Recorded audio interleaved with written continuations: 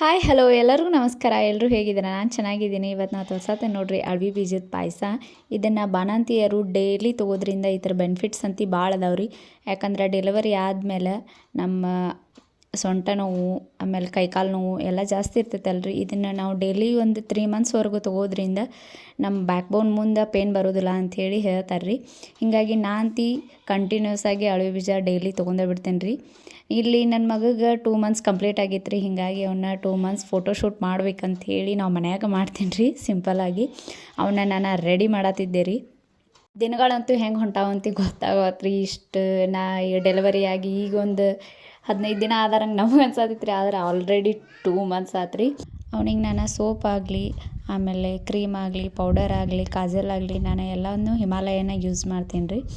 ನಾನು ಫೈನಲಾಗಿ ಈ ಥರ ರೆಡಿ ಮಾಡೇನಿ ನೋಡಿರಿ. ಅವಂಗೆ 2 ಮಂತ್ ಫೋಟೋಶೂಟ್ ಮಾಡ್ಸೋಕೆ ಇದನ್ನು ಮಾಡೋಕ್ಕಂತೂ ಅರ್ಧ ತಾಸು ಬೇಕಾಯ್ತು ನನಗೆ. ಆಮೇಲೆ ಇಲ್ಲಿ ಅಣ್ಣ ತಮ್ಮರ ಲವ್ ಹೆಚ್ಚಾಗಿ ನೋಡಿರಿ, ಇಲ್ಲಿ ಅವ್ರ ಅಣ್ಣ ಅವನ್ನ ತೊಡಿಮೆ ಹಾಕಿ ಮಲಗಿಸತ್ತಾನ ರೀ, ಅವನ್ನ ಚಪ್ಪಡ್ಸತ್ತಾನ.